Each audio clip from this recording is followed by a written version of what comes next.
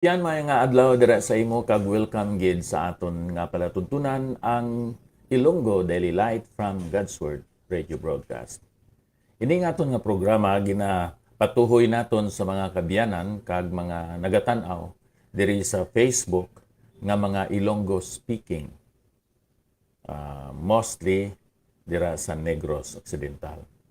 Kag bisan pa sa mga kabyanan nga naga-replay sining aton nga programa dira sa Hinubaan, sa Sipalay, sa Kaliling Kawayan, dira sa Cabancalan City, sa Daan Banwa, dira sa Abantayan B, Tapi, kag sa Kamingawan.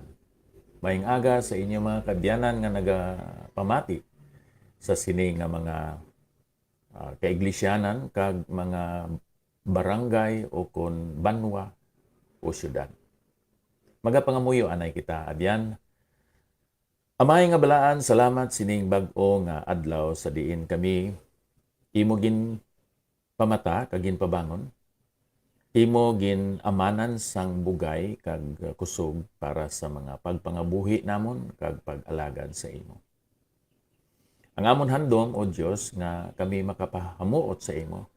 Pinagi sa amon matarong nga mga hambalanon, mga paggawi, mga actions kag reactions sa mga sitwasyon kag sa mga hambal man sa mga tao.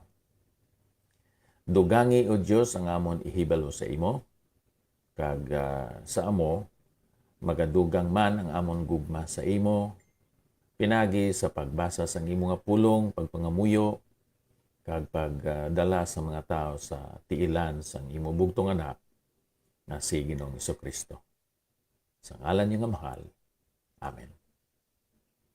Sa aton nga pagpamalandong karon sa siningabayan sang balaan kasulatan sa ikaduha nga sulat ni Pablo sa kay Timoteo sa pagkamatod iya ini katapusan nga sulat sa isa ka alagad sang Dios kag siya amo si Timoteo.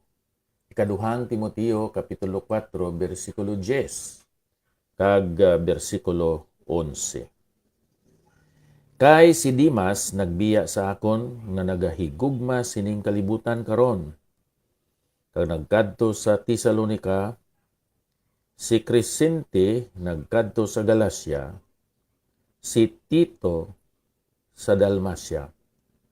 Si Lucas lamang ang kaupod nakon, kuha si Marcos kag dalha siya kaupod nimo kay mapuslanon gid siya sa pagalagad sa akon. Kabay ang Ginoo, abyan, magadugang sang pagpakamayo sa sini mga pulong nga aton ginbasa. Wala sang panahon abyan nga ang isa ka Kristohanon sa iya nga pagpangabuhi maga-untat, maga-stop, maga-quit sa iya nga pag-alaga dira sa Ginoo. At tuntun-an karon ang kabuhi sining isa ka tawo nga kun usisaon ang balaan nga kasulatan, isa siya ka tawo nga nangin kaupod ni Apostol Pablo sa iya nga pag-alagad sa Dios. This portion of the scripture of 2 Timothy. This is the last words of this chapter and some of the last words spoken by the Apostle Paul. Importante ang mga last words ng isa ka tao, ng isa ka lagad sa aton Ginoo. Madamo sa mga tao nga naglibot sa kabuhi kag pag-alagad ni Apostol Pablo. Siya karon nagsulat sa isa ka tawo nga matutom nga amo si Timoteo. Kag ginhambal niya ang iya panglantaw na nungod sang kaupod niya sang una nga alagad sang Dios nga amo si Dimas. Naghambal man siya na nungod sang isa ka matutom nga doktor kag kaupod nga alagad sang Dios nga amo si Lucas. Wala sing pagpangduwa-duwa abyan nga si Pablo kag ang iya mga kaupdanan may mataas nga panglantaw kag paglaom para kay Dimas. Pero may isa ka butang nga natabo kag karon si Dimas nagtalikod kay Apostol Pablo. Let me say that there is never a good time to quit, especially when the need is so great. Si Pablo naghatag diri sang rason abyan kag wala siya nagbilin sang katingala mga pamangkot kung nga si Dimas naguntat. Si Pablo nagsiling, he loved this present world kay siya nagahigugma sining kalibutan karon.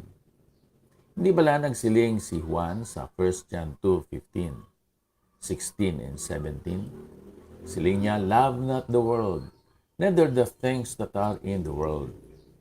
For all that is in the world, the lust of the flesh, the lust of the eyes, and the pride of life, is not of the Father, but is of the world. If any man love the world, or if any man loves the world, the love of the Father is not in him. For all, as I said, for all that is in the world, the lust of the flesh, the lust of the eyes, the pride of life, is not of the Father, but is of the world. And the world passeth away, and the lust thereof. He that doeth the will of God abideth forever. Masubo abyan kon ang aton nga pagigugma gin patuhoy na naton sa sini nga kalibutan instead sa aton Ginoo. We left the word of life in order to love the world nga temporaryo lang sa sining aton nga pagluntad diri sa kalibutan.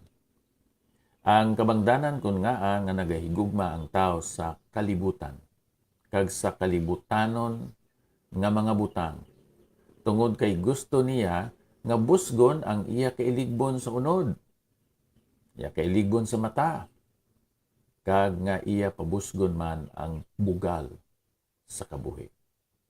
Pero naghambal diri si Juan nga ang kalibutan lumalabay lang, umalagi lang, kabisan pa ang mga kailigbon sini.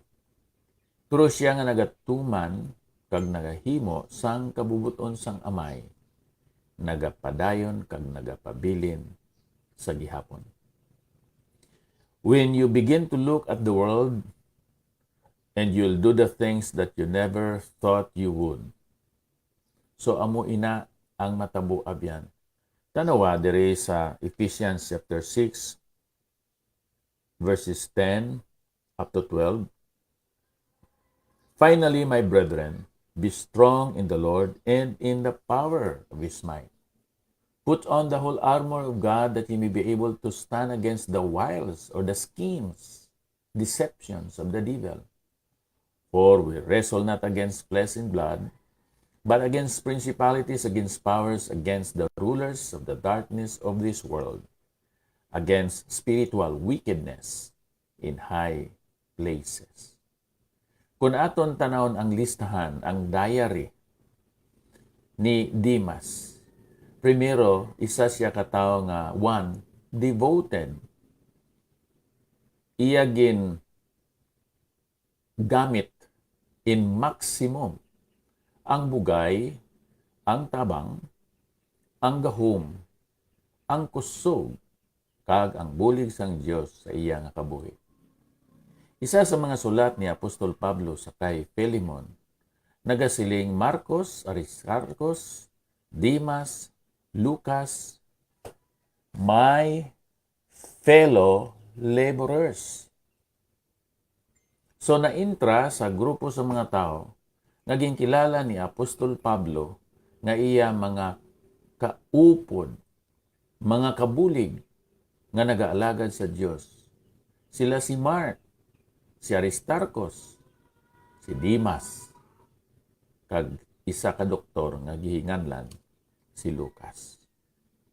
So ini sila nga mga tao, mga determined, dedicated, desirous, and devoted to God and to the Apostle Paul. Isa sa mga determined, dedicated, desirous, and devoted nga fellow laborer amo na si Dimas. Amo nang sulat ni Apostol Pablo nga ginsugid niya dito sa kay Philemon. Inang sulat nga Philemon kag ang Colossians dungan ina nga ginsulat ni Apostol Pablo. Now, sa ulihi kon aton nga usisaon sa Luke 4:14, isa pagid ka paglaragway ni Apostol Pablo sa iya mga kaupod nagasiling diri. Luke, the beloved physician, and Demas greet you. Naobserbahan ni Apostol Pablo nga nagapabilin nga matutom ini si Lucas sa pagpakig-upod kag sa pagbulig sa iya. Pero wala gid siya sing adjective nga ginhatag para kay Demas. Ang iya na contribute abyan ang iya nga presence, ang being there.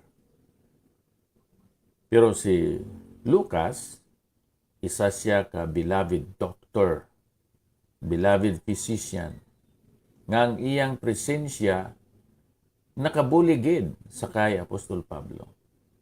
Ang iyang nga presensya nangin energy, nangin challenge, nangin encouragement sa iya. Abyan kabay pakuntani nga kamo nga mga miyembro dira sa inyo lokal nga iglesia. Hindi lang present lang kamo sa serbisyo kag mga pag-alagad sa Dios dira sa inyo nga simbahan, kundi nga ang inyo presensya nangin kahigayunan para sa inyo nga maka-contribute kamo sa inyo nga kusog, inyo bulig, kag sa mga paghinunanon agod nga ma-improve, ma-develop ang inyo nga ministry.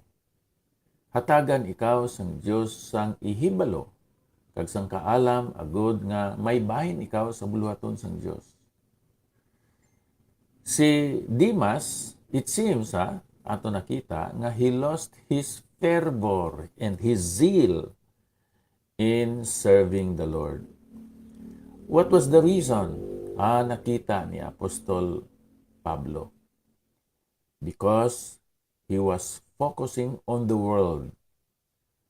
He loved this present world, according to the Apostle Paul.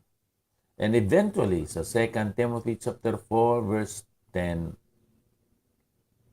siya nagtalikod, nag-forsake sa kay Apostol Pablo. Kay si Demas nagbiya sa akon, for Demas hath forsaken me, having loved this present world. Diin siya nagkadto. Just imagine, no? Si Paul ato sa Rome. Ang Rome, sakop sang pungsod nga Italia. Ang Rome amo ang sentro sang Roman Empire. Dito sa Roma, ginpriso si Pablo. Dito sa Roma, siya nagsulat sini nga sulat niya sa kay Timothy. Now, ano ang natabo? Siling sang balaan kasulatan, he departed unto Thessalonica. Ang Thessalonica,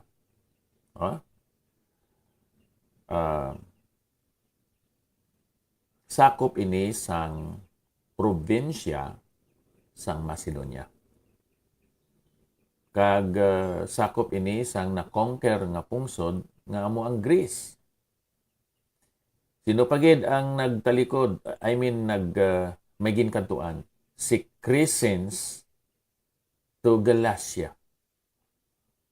So, si Crescens nagkadto sa Galatia. Inang Galatia ara sa Asia Minor, kag nga malapit sakop sang Turkey sa karon. Amoy na no. Ini si Tito nagkadto siya sa Dalmacia. Kung niyo tan-awon abyan ang mapa, nagatanaw kamo sang mapa dito sa ibabaw sinang Macedonia sa wala ginatanaw ninyo sa wala nga bahin dito ang Dalmacia. Kung sa aton paginbiyaan nila si Pablo may nagkadto dito sa Galacia dito sa ining lapit sa Turkey. Ini si Dimas nagkadto sa Thessalonica, nagkadto sa Macedonia. Kag si Tito nagkadto sa wala nga bahin sa ginatanaw ninyo nga mapa nga amo ang Dalmacia. Pero abyan may isa ka tawo, isa ka kaupod ni Pablo sa iya nga ministry nga amo si Lucas. Nagasiling ang balaan kasulatan, si Lucas lamang ang kaupod nakon. Kuha si Marcos kag dalha siya kaupod nimo, kay mapuslanon gid siya sa pag-alagad sa akon. Ini si Dimas, nahimo siya nga casualty. Nga nakasiling kita nga casualty, kay may rason kung nga nagtalikod siya. Nagdiya sa kay Pablo. He loved this present world. Notice inang word nga casual. Casual nga pag-alagad. Casual nga pagsimba. Casual nga pagtuon sinang pulong sang aton Dios. Casual nga pag-ampo. Casual nga pagpakig upod o kung pag-intra sa buluhaton sang Dios. Abyan kung casual ang aton nga pag-intra sa mga buluhaton sa Ginoo, ang masubo kung mahimo ikaw nga casualty. Inang casualty, amo ng mga tao, for example, mga soldado, nga nag-intra sa gera, kag sa tapos sang gera, napatay sila. May 5 nga napatay, usa ginasiling, may 5 casualties. Ini si Dimas, primero fervent sa ulihi, nahimo siyang forsaker of God's servant nga si Pablo. Siya kinatuwag nga a has-been. He has been a faithful fellow laborer of the Apostle Paul. But now, he has forsaken Apostle Paul. Nahimo siya nga a wall or absence without official leave. Di natin pagkalimtan, we need never forget that the results can be looking at the world. So there is no time, abyan, nga ang tumuloo mag-untat sa iya nga pag-alagad dira sa Dios. Kabay pa kung tani nga kung ikaw nag-untat sa pag-alagad sa Ginoo, magpanumbalik ikaw. Kay ang Dios hindi malimtanon. Nga iya'y kalimtan ang imo mga pag-alagad dira sa iya. Abyan, ang matudtuod nga kalipay sa aton nga pagluntad kag pagpangabuhi sa sini nga kalibutan. Ara sa kay Ginoong Hesukristo, ara sa pag-alagad sa iya. Kabay pakuntani nga buhaton nimo inaabyan sa imo nga kabuhi mientras hindi pa ulihi ang tanan. Amay nga balaan, salamat nga ikaw nagapadumdum sa amon sa nga amon matamis nga relasyon kag pagpakig-ambitay sa imo sang una. Kabay nga ma-revive magpanumbalik ini sa amon nga kabuhi karon. Sa ngalan ni Ginoong Hesus. Amen. Nairel, salamat gid sang imo nga pag-replay sining aton segment karon kag sa mga kabyanan man sa nagkalain-lain nga mga lugar nga may low-powered FM radio stations. Madamo gid nga salamat. Halin diri sa Bay City Fellowship Baptist Church ang akong pagpangamusta sa kay Abner Moreno. God bless you, my brother. Ang Diyos magapakamayo sa aton nga tanan. No greater love is known.